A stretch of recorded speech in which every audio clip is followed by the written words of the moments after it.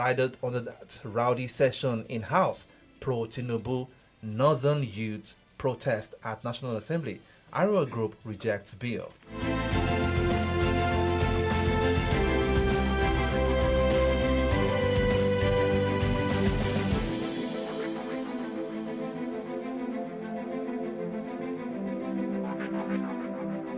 All right, still looking at the front page of the Punch newspaper. We also commonly remember we spoke about a particular issue regarding forfeiture, or maybe the largest recovery ever made by EFCC.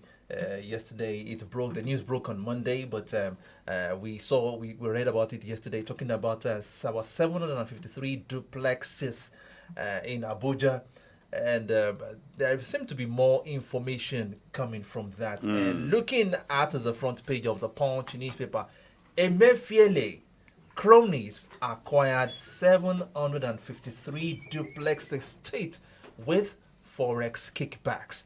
EFCC. That is quite alarming. We'll definitely look at this because of the program this morning. And still looking at the Punch newspaper, NLC slams in Wifiro as Akwa Ibom joins strike. Kaduna withdraws. Page 2. Air passengers lost 19,274 luggage in 6 months. FG. How many? 19,274 luggage in 6 months. In Nigeria? FG, yes. Obviously in Nigeria. That's serious. Lot. Yeah, lost in Nigeria. Luggage. Okay. Ekiti CP defends Faroti May's arrest in Lagos. Alleged cyberbullying, defamation. And moving away from the Punch newspaper, let's take a look at another paper this morning talking about the Nigerian Tribune. Still on the tax reform bill, Tinubu directs Justice Ministry, National Assembly to work on concerns. And quite a number of riders under that particular caption. Bills will end financial recklessness of elite. Kuka, Gomi backs reforms. Northern governors will withdraw agitation if Nasarawa governor. Obi calls for transparency. Citizens impute it will negatively impact the North. CNG. Taxes not tool for economic growth. Senate Finance Committee chairman. And rowdy session in House. Northern group storms National Assembly. Backs bill. Away from that now, reps to probe incessant boat mishaps on Nigerian waterways. Edo election, tribunal begins pre-hearing Monday. Okay, we've said it on this platform many times. I wonder why our elections always end up at the tribunal. Well, I said this to, the lawyer who has been involved in all of this. But he told me that, well, when there are so many inconsistencies, Talking about inconsistencies, who do we blame who do we blame? for these inconsistencies? Well, who conducts the elections? INEC. That is the issue. That is the issue. So how does voting supersede accreditation, if there's no hanky-panky? All right, let's move away from that. We'll go back to that particular story. South Africa relaxes visa rules for Nigerians. That's a good news for Nigerians there. Is it true?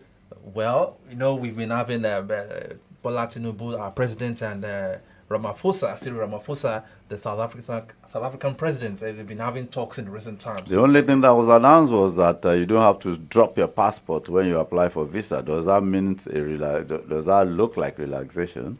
Well, well, it depends on how you want to put it now. Because the implications, we are not being told the implications of that. They only said, the president of South Africa said you don't have to drop your passport when you apply. So does that... But before, you have to drop your passport. Does that end up... does that... That's why they say relaxes. Well, let's hope so. Relaxes, okay. Tax reform bills, chaos in reps, Gumi Kuka back proposal as Pantami, others kick. Let me quickly rush the other headlines there. Why Nigeria, South Africa must lead continent transformation by Tinubu. Owners of Abuja duplexes unknown, says EFCC. Contradictory headlines there. Shallow graves discovered as security dislodge IPOP ESN camps in Imo. Because of our time, let's go straight to the stories now. Let's start with the massive recovery of this 753 duplexes in Abuja, and now they have links. Emefiele and cronies got this estate, acquired this estate with forex kickbacks. What do you make out of this? Well, when they say forex kickbacks, you wonder what forex kickbacks means. One apparent forex kickback or possibility of kickback is that there were two windows. You understand? Okay. There was the official rate, and then there was the other rates. You know, and the allocation was not based on, maybe NMPC got, you understand, I mean, to buy PMS, and they did whatever they liked with it. But the others, it was based on discretion. And, they were doing deals. Because you buy official rate at 400, and it was going for 700, 720, 750. Look at the gain. So, I give it to you at 400. I give you $1 million. You move to the, what do you call it, the black market. And you said, so the agreement is, I know you are not using it to buy anything. Definitely. It's just the one they used to call round tripping. So, even banks were doing it. They would do deals. Okay, you need 6 million. You apply for 6 million. Okay, we're going to be using your documentation to apply for 10 million. So you get your 6 million, we get our 4 million. The banks were, look, there was a time people knew that banks were just doing that too. So Emefiele, the man at the source, at the tap, that was controlling the tap, how the dollars flowed. Equal allocate to, I mean, they would just set up fictitious companies and then do documentation. And nobody was going to check anything, you understand? They were not subject to controls. So they just kept, I mean, you see, what Bola Tinubu did regarding that, the arbitrage, the differential was good, but timing, you understand? Timing is out. Timing is key. Whatever you want to do, timing is important. And the manner in which he did it, you understand? So, and Emefiele was there for how many years? Emefiele was there for, because he was appointed actually by, what do you call that man? The guy that left. Buhari? Muhammadu Buhari? No, he was reappointed by Buhari. It was Jonathan that appointed him. Oh, yeah, So he was there for about 8 years. And you imagine he did that more than 8 years. He was there all through Buhari's 2 stamps. Yeah, definitely. So, and he was there during some of Jonathan's time. So he must have spent about 9 or so years. He had barely a year to go. So if he did that, at least during the 8 years of Buhari, free hand, the governor of Central Bank, he wanted to run for presidency. No crime in that, but it was a sitting governor. And we had vehicles in his name, Already branded in his branded name. in his name that people it was alleged that people even purchased a form for him. I don't know how we do But things. is that not raising question about the mindset of people in position of authority sometimes? Because Emefiele won't be the first time. We've had people that left position of a high position in office, and after they have left, we've seen all the atrocities they committed, especially when it has to do with ill-gotten wealth, acquiring such stuffs. That piece of land alone, it's About 150. 150,000 square meters. That's enormous. In local Goma, I know 2,000 square meters goes for about 40 million naira. So that is the land alone is nothing. I mean, the face value is 3 billion naira. Of the land alone. The land alone, the 150,000 square meters. That's the face value. When you pay for the face value, you pay so many other charges, you understand? Now, before you now put up the structures, how much are we talking about? It is said that they were supposed to, sell it for 200 million naira per piece. Per unit. Per unit. 200 million naira per Yeah. unit. The duplexes. Yeah. Okay. So if you sell for 200 million and you have 750, 53 units to sell at that rate. yeah, 750 multiplied by 200 million. So that's just 750 multiplied by 2. But the important thing is that you see, a friend of mine and I were chatting yesterday, and we were talking about what people are doing, in offices that are branded public office, and he said it beats it beats him how people perpetrate such evil in public offices, and the system does not checkmate them. How will the system checkmate them? Which system? System manned by people who are gaming it. Look, you are supposed to be a gatekeeper. You understand? Within the system, you have a position. You have your operational manual. You are a gatekeeper there. If this one fails, there is another gatekeeper there. If that one fails, everybody is a gatekeeper, key gatekeeper, and all the gatekeepers are collaborating to survive the system.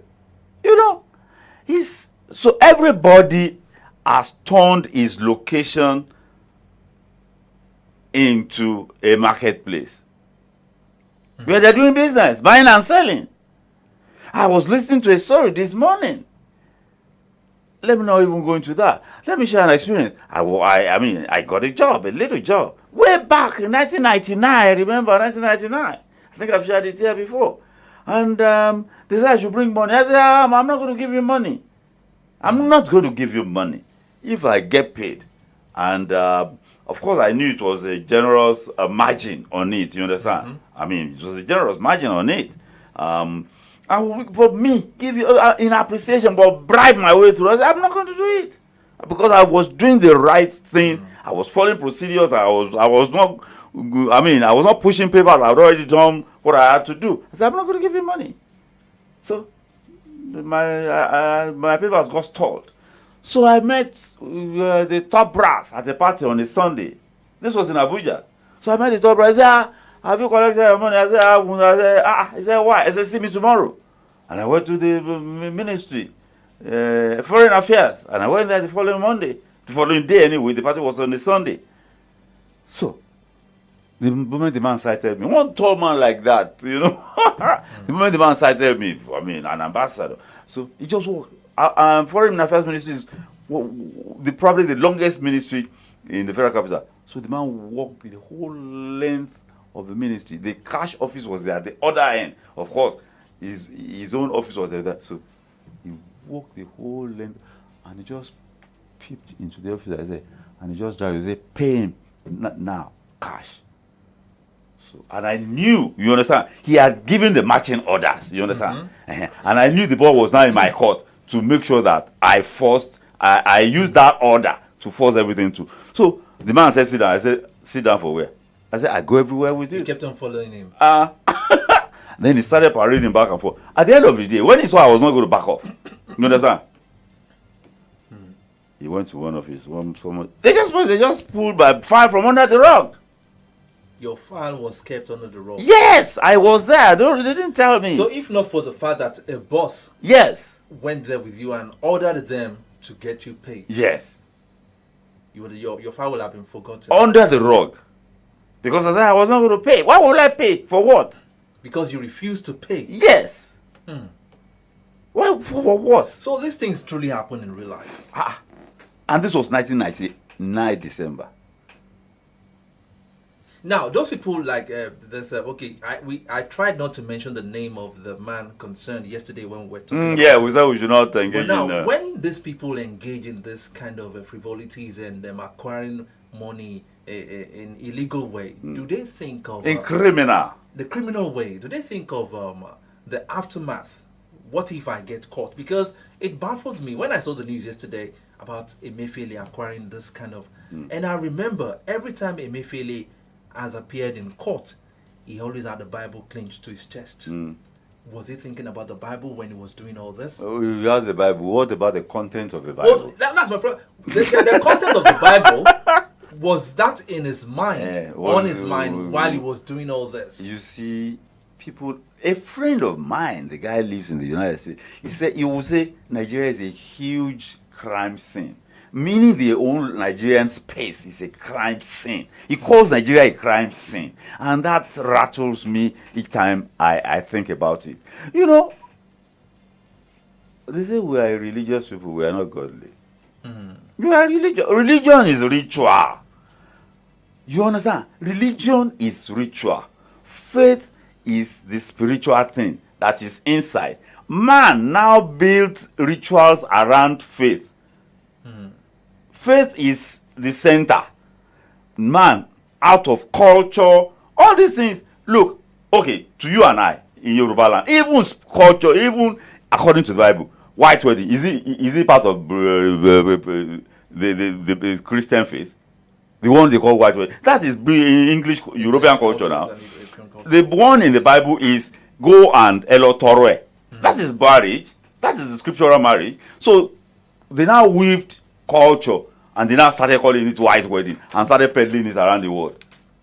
We now relegated the real one, the traditional, the real one, wedding. And that is even our own culture too. Elotoro, so they now faith, the spiritual thing is in the center. We now weave. So people, that is what Emefiele is doing, carrying Bible like this. That's cult. Religion.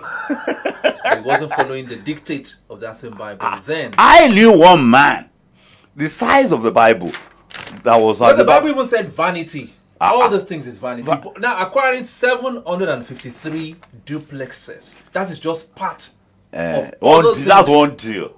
That's just part of a particular A man deal. that wants to run for presidency, he will need trillions. It's still from the dailies on Solutions 93.9 FM. It's 10 minutes to 10, and we're talking about trending issues on the pages of the newspapers this morning. And another trending issue, it has been trending actually for weeks now, talking about the tax reform bills, and there is an update on that. Tinubu directs Justice Ministry, National Assembly to work on concerns. And some people have reacted. Reverend Matthew Cooker said that bills will end financial recklessness of elite. Gumi backs reforms. Northern governors will withdraw agitation if. Now, all these agitations and controversies surrounding the tax reform bill, it seems to be the most sensitive issue. But does it really worth this so much attention that has been generated or it has been gathering over the past few weeks? It is worth every debate, every controversy, every positive support. Because even yesterday, at the floor of at the House of Reps, there was a particular the spokesman of the House of Reps, that is Honorable Akinrotimi. He was lambasted by he made a joke. He apparently made a joke about the tax reform bills. Very sensitive. It was, every member of the House of Reps just took him on. I took the intervention of the Speaker, Speaker Tajuddin Abbas, to intervene. Let's take a listen at his introduction and the reaction of his colleagues when he made a joke concerning the tax reform bill. And good people of Ekiti North, one federal constituency which comprises Ikole and Oyo local government. Mr. Speaker, I'm from Ekiti State, the very first state in which our National Assembly caucus has unanimously endorsed the tax bills. Mr. Speaker, I rise on behalf of Honorable Boma Goodhead. Mr. Speaker, I rise on behalf of Honorable Boma Goodhead.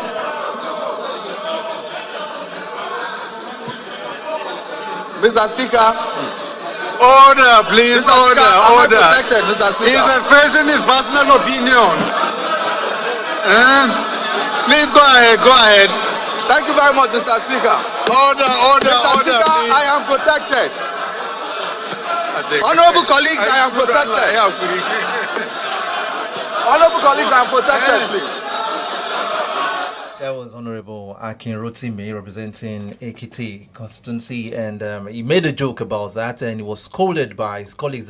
Even the Speaker, Tajuddin Abbas, had to scold him and told him not to make a joke on such sensitive issue. So why is this issue generating so much controversies? Why is it seems it is the northern elite that are seeing it in a different way. And I get your reaction, Senator Siraki Dixon, former governor of Bayelsa State, he's in the Senate now. He spoke, That's their retirement home. that's their retirement home, as you always call it. He also spoke concerning this tax reform bills. Let's listen to what he had to say before I get your own opinion.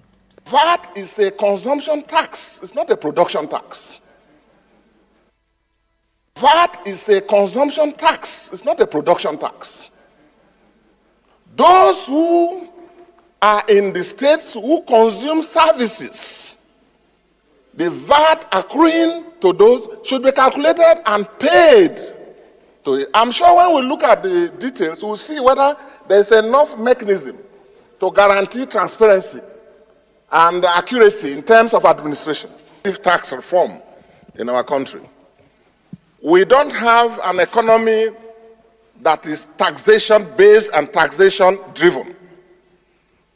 It's an economy that is sometimes difficult to track, sometimes difficult to predict.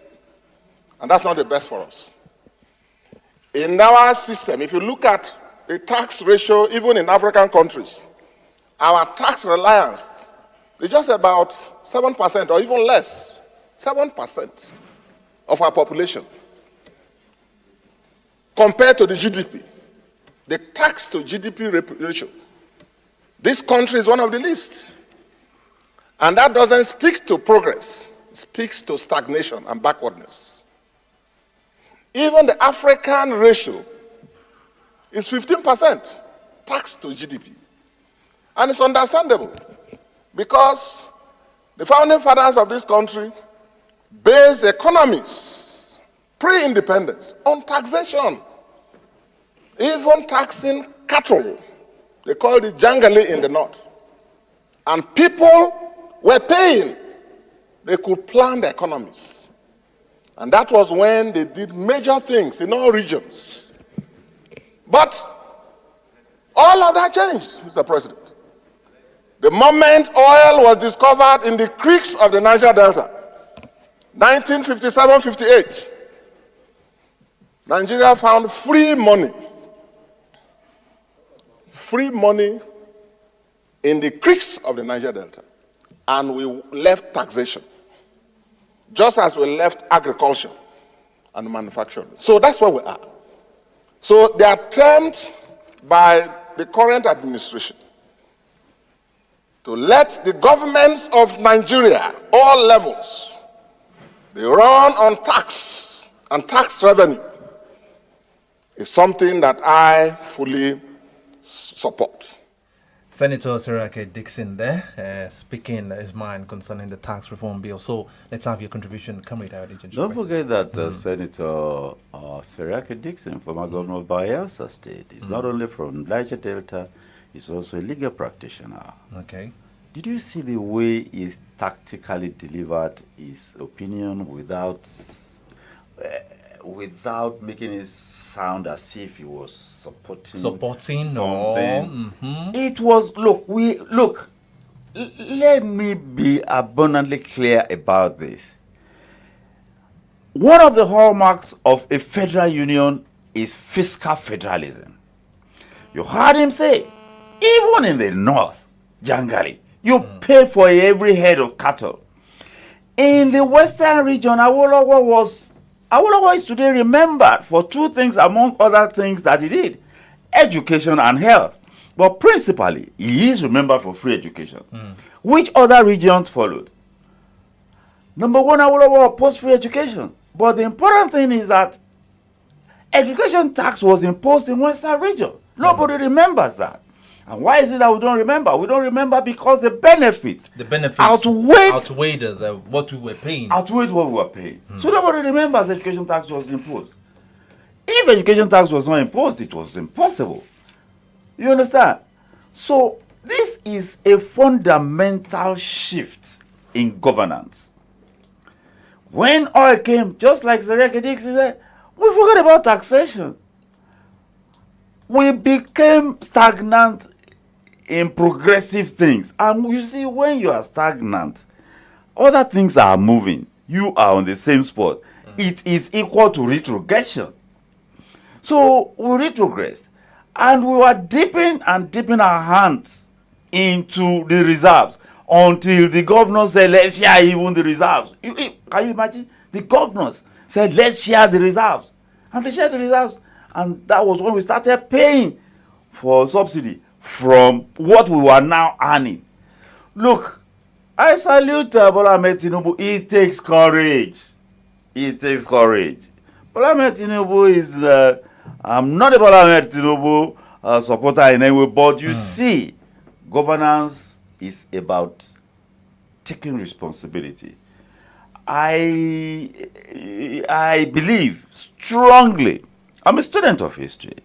I believe strongly that when we look back, maybe not even 10 years from now, when we look back 25 years from now, and we trace the trajectory of things, even if it is only 4 years that this guy spent in office, Talking about Bola Ahmed Tinubu, he will have fundamentally altered Nigeria's trajectory. I hope it's true.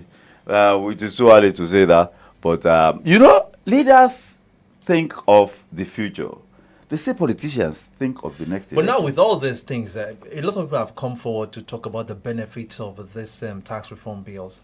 Who will convince the northern elite to believe in key? You heard, Because the likes of Ali Ndume, Senator Ningi, and the likes, you can understand those two characters, that they are playing politics.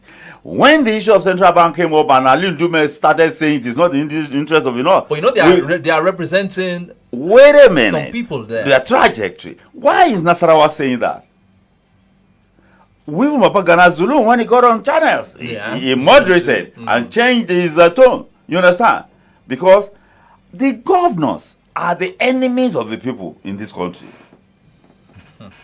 They are the enemies of the people. It amuses me whenever you say that. Because that is what they are. Look, unfortunately, the North is doing the dirty job for them now. The governors are not happy about it. Was it not Oyo State governor that announced it? That NEC said they should withdraw it. And you know all the governors are members of NEC. Now, the minimum wage 70,000. Let's use 70 as the basic. They give 70. 70 is the totality of the basic plus all the allowances that constitutes minimum wage. They will now say, if they now use in some institutions, they pay up to 18% tax. You understand? If you don't fill forms, they use maybe like 7 or so percent. But if you fill forms, you're going to pay up to 18. You understand? So they give you 70, and then you pay probably 8 or 10,000 naira tax. Well, how much are you left with? And I'm surprised, though I blame the federal government, the presidency specifically, for that failure. They should have co-opted labor, because this is good for labor. Labor represents workers, isn't it? Anybody that are even at the state level, even this will affect up to level 14.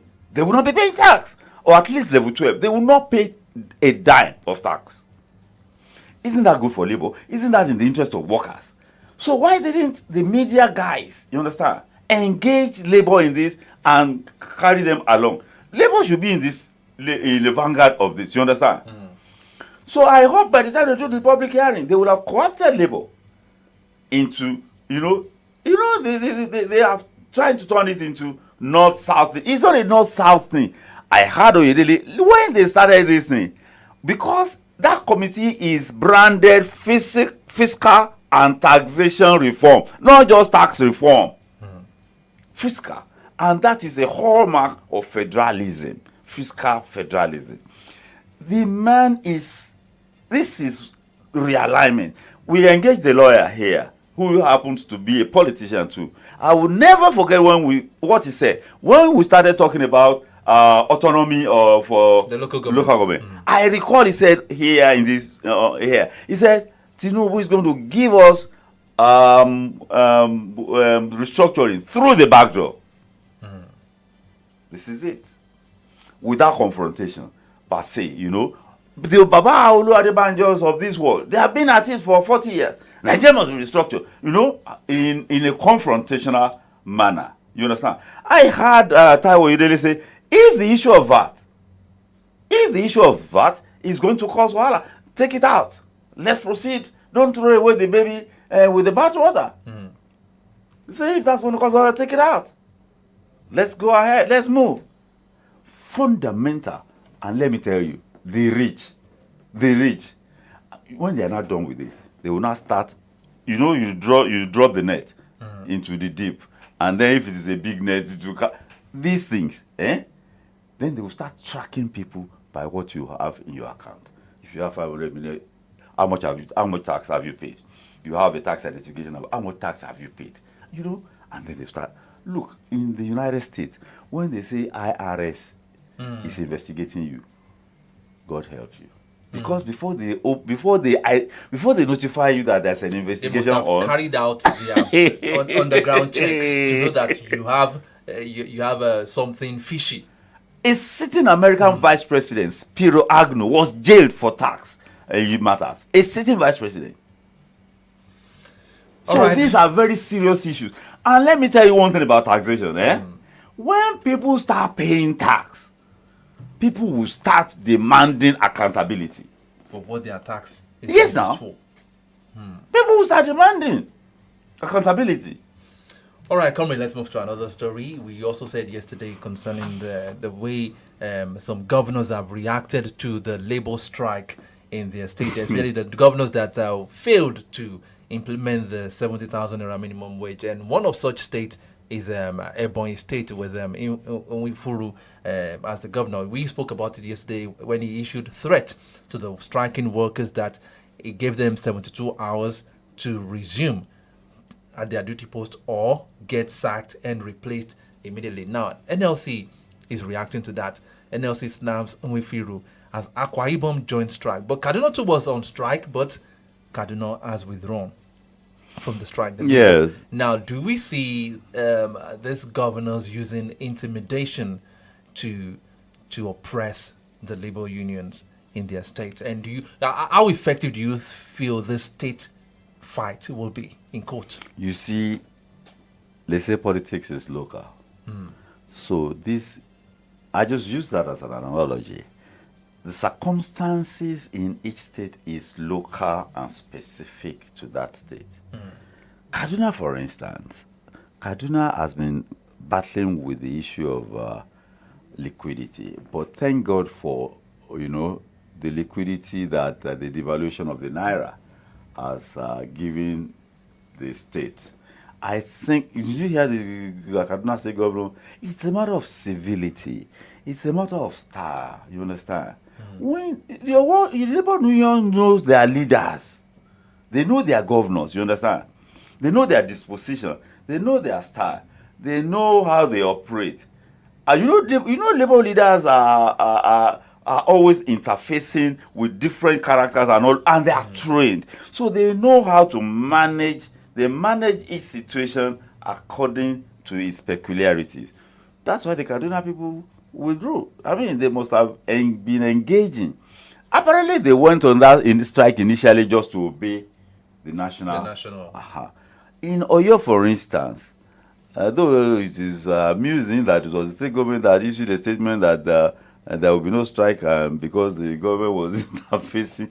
You see, in Oyo State, apparently, the labor unions are appreciative. Yes, they have had their collisions, you understand? Like they did at the time the governor went on there and, said some nasty things, but he retracted. And he actually said he said those things in the broadcast in a moment of anger. You are not going to get people to apologize and even own up and say it was in a moment of anger. And that tells you that, after all, leaders are human. And accepting, I'm frail too, publicly acknowledging that. So that gives an impression of some form of, so capability to get things done. I don't think Oyo State workers will go on strike. It is unlikely. It is a remote possibility, very, very remote. Well, as we speak now, do we say that Seyi Makinde has not fully, let me say, the Oyo State workers have not started receiving the minimum wage? Even if they have Because not we received- heard the governor saying that he will pay. Yes, even if he has not paid, what is his track record? You understand? These are things you will look at. What is his track record? When I remember, I was at that inauguration. Not as a, but I'm not. Not even as a citizen. I remember his first inauguration. I remember I was there as accompanying my buses to the stadium. So I remember saying there was issue of payment of wages too, and he said he would not pay what was prevailing there, but as the situation improved. And recall that when COVID came, what was it? The leadership he provided during COVID, how he managed, and even the federal authorities had to adopt some of his you understand? policies, yeah. And then when this issue of what do you call it came, the crunch came. I think it was 25,000 naira he gave. He even gave pensioners, you understand? So they will look, the labor leaders say, even if he's not paying yet, what is the track record? And what is it? And he has given his word that he will pay. But the details, what are the details? I'm sure it is the details that they are working out. But now we have another governor in Ebonyi State issuing threats. And from what I heard from some people living, some friends in Ebonyi yesterday, I heard that some workers actually reported to work against the labor union's order because they had to protect their job, because the governor had issued a statement, a threat, let me put it that way, that if you are not found at your duty post, you are to be sacked. A governor in a democratic setting. You see, it depends on where these people are coming from. You understand? Some people think when they're in office, they are gods. Shouldn't there have been a kind of a negotiation? Appeal to them that, okay, these are the challenges, these are the things we can do. Okay, we might not be able to do it now, but just taking such drastic actions. Some people think that labor is opposition and they must be crushed. Partners, you see partners. Okay, the entire bureaucracy, the entire state bureaucracy, 2/3 or 3/4 of it, they are in NLC. That is the engine that runs the state. From the office assistants, the one they generally call messengers, everybody is key. They bring letter, they bring documents. Somebody at the registry, the one they call open registry. Records are critical. Records are critical. They're the ones from there, the letter comes, bam, somebody opens them and register them for tracking. Because the moment that you can no longer track, there's a problem. So, this critical, they're doing their job, and they're doing it quietly, silently, diligently, without any fuss, no drama, no nothing. And then you come, you say you will sack them. I don't understand. Where is it coming from? Are there no processes and procedures for sacking people? So when people come and they have no understanding of how a system runs, you understand? Even if you want to improve on a system, we can do better. You have to operate, in a manner that you will let them on. When you want to, a father wants the good of his son or daughter, but you are not carrying him along. Just like this government. But we once had a labor minister too here in this country that issued. I didn't want to mention the name before, but you mentioned the name, Dr. Chris Ngige. He could only be the one you want to talk about. when he issued a similar threat to striking doctors, then that they should go places. They could go, that it will employ new people and everything. In a democratic setting. So probably this Ebonyi State governor is taking a cue from such people. When you mentioned, that's the labor minister of the federation. It's a reflection of their character as human beings. It's a reflection. When you mentioned Ngige's name, My man raced to Riko Ransom Kuti. He drove himself to his office in a golf car. A world-class professor of pediatrics. He rode a golf car, drove himself to the office, and when the federal government declared war on smoking, a man that comes from a family of chain smokers, he stopped smoking. You lead by example. You understand? It's an issue of character. You know, a leader is a servant of the people. I keep saying it. People who vote, we don't seem to understand what we are doing. We are saying when we are thumbprinting, individually and collectively, we are submitting our sovereignty. What is sovereignty? Sovereignty means my independence, my rights as enshrined as a citizen. We now individually and collectively submit to you under, circumstances as prescribed in the laws of the land. And of course, for God's sake, of leadership. People don't know that leadership is responsibility. People think and conduct themselves in a manner that suggests that leadership is, I am your boss. But do we blame the people in power? What about we that elected? Because immediately you are elected into a position, maybe as a governor, you start seeing, hearing congratulatory messages. People start coming out as if you have just been. You are now God. Attain the new status when you are supposed to be render service to people. I don't want. Maybe you should use the word servant of the people. Yes. You have to serve the people. A servant serves. Ogami, my God bless him. He will say, Ayodeji, I don't need. He say, this position, public office, any office you are put, any office that comes with responsibilities, it's a serious, it's a weighty matter. But people here, a cancel offer, and they call themselves titles, honorable. Everybody, you appointed a commissioner, you appointed a chairman, or even member of a board, and in no course board, they will add honorable to their name. I will never forget what Senator Uncle Bola Ige, the late Cicero, blessed memory, said when they said some nasty things about him in the Senate when he was power minister. He said men without honor that are calling themselves distinguished.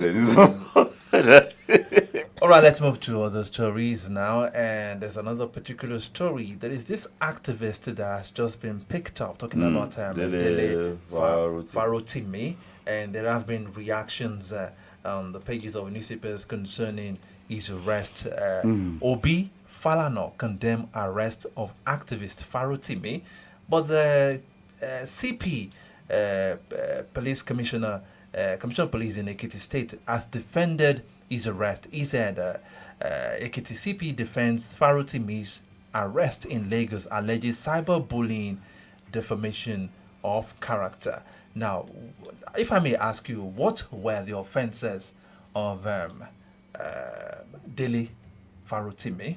Is it a big deal for cyberbullying and defamation? Now, because he was picked up because he made a particular statement, because he has been making lots of statements, maybe on TV and everything, but he made a particular statement recently, and that was why he was picked up. Let's listen to what he said, and let's dissect it together. Truth dies in darkness. I've used that word, that phrase, so many times over the years. It started with me, it was, I think, during Showore's incarceration. I spoke to the fact that talk is not cheap.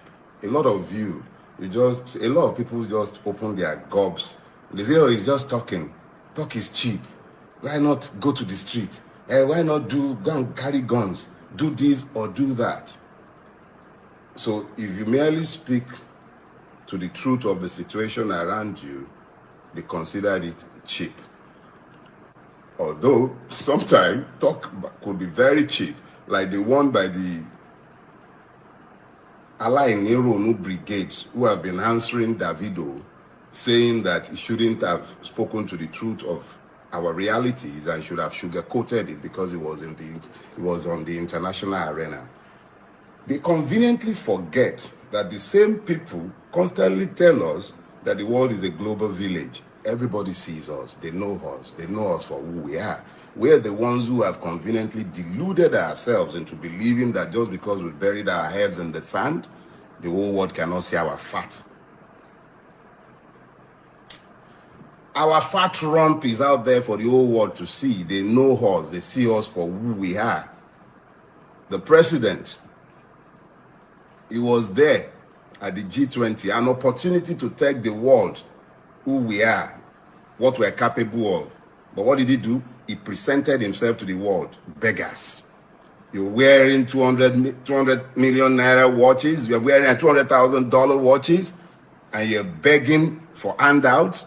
You went there with a jet bigger than that of many of the countries that you are talking to, and you're there asking for handouts. You're telling the people who knows you. They see all your hidden accounts, all of you, from governors to obas to councillors to governors. They see you. Since the beginning of the end of the old world order, since 9/11, the first thing the world does, the intelligent world, tracks money. There is no dime any one of you have anywhere in the world that they are not aware of, even the ones you have stacked up in your warehouses, and then you go to the world. They know how fantastically wealthy, rich you are, the kind of dead money that you all keep eating all over the world. And then you go pleading penury, telling them you can't feed your children. They know how you gorge on caviar, how you buy the most expensive things in the world, and then you go to them begging. I recall the anecdote from my own generation where Babangida Ibrahim went to beg Thatcher and the West for debt forgiveness. And then she pointed at his watch. He was wearing a very rare, very, very rare Rolex. What was Thatcher wearing? Probably some basic.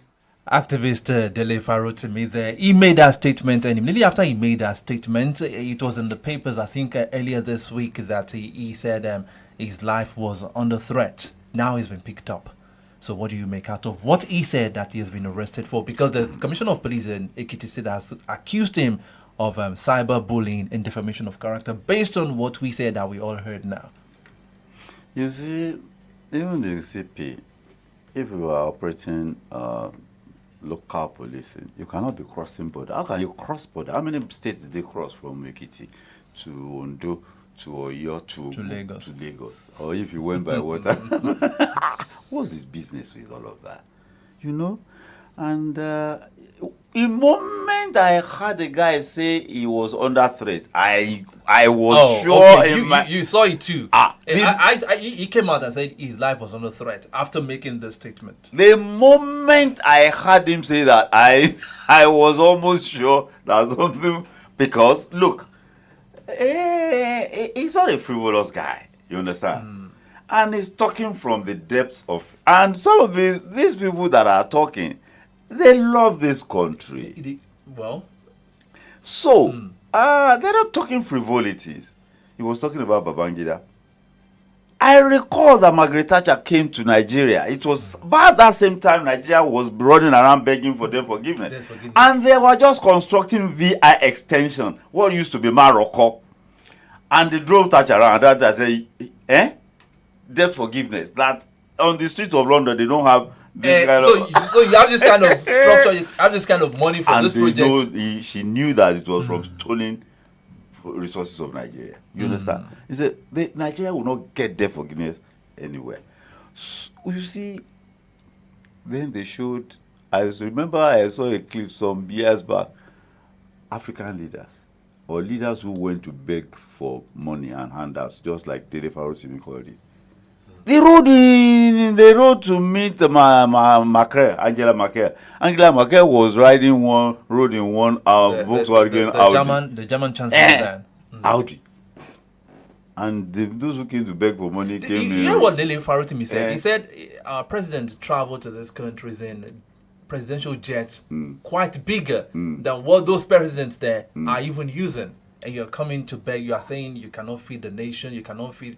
I remember the president was telling what's this France president Emmanuel Macron that they need help, that we can't feed. That the France government should help us in the area of food security and everything because people are starving. How can and they everything. help us in the area of food security?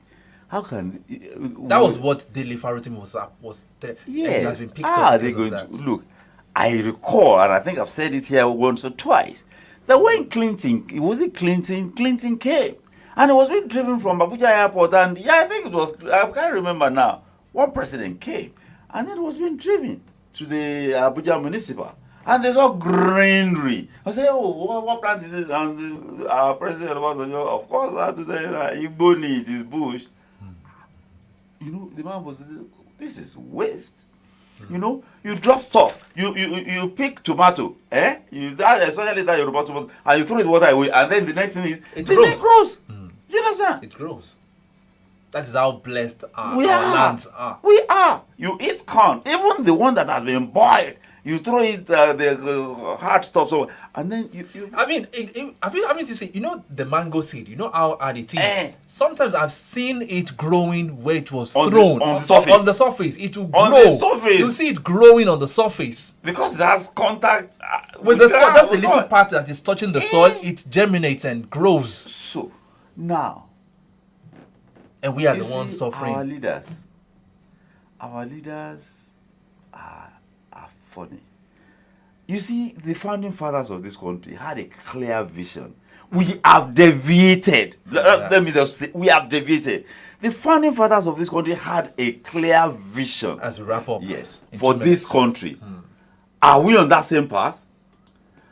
Number one, the mechanisms of relationships, which determines how things goes.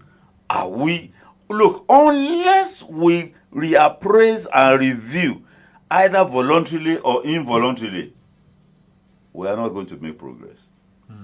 It's as simple. Look, we are not going to make progress. This one we are doing is deception, and we know, they know. But because of individual and group interest, we sustain this. But is Nigeria sustainable on the structure? And I don't even want to use that word. I don't like that word because that word has been abused. Is Nigeria sustainable as it is currently configured? No. Talking about the arrest now, Obi, Falana, and even the NBA. they've condemned. The law His courts are arrest. there. Let me tell you, libel is out of the law books in Lagos State. It is not a criminal offense. Libel. It has been Defamation of removed. character. Yeah, it has been removed. Okay, let's keep our fingers crossed and let's see how this. I think it will was turn out. 2011. Yeah, it was 2011 that it was removed.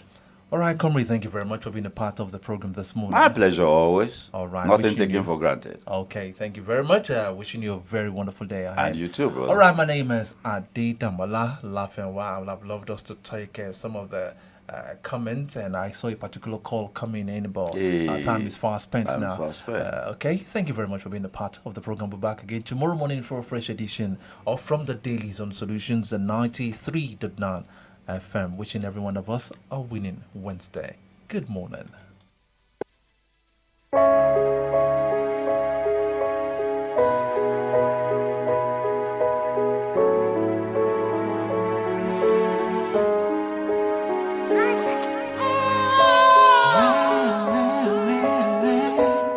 That's the sound of a baby cry. Ike ọmọ tuntun jòjòló tó wáyé. Níbo ló ti wá ọmọ lè sí èrè wa. Abẹ́kẹ́ gave birth to a baby boy. Ọmọ tuntun wọlé, èmi la ò ní yọ sí. Ẹ kú èrò ọmọ ọ̀ràn àdá sí. A good looking baby, indeed. Kẹ̀ntọ́ kọrin jó ọlọ́mọ fọ́mọ. Wọ́n lọ́mọ tá a bí á lọ́wọ́ rí lẹ́yìn.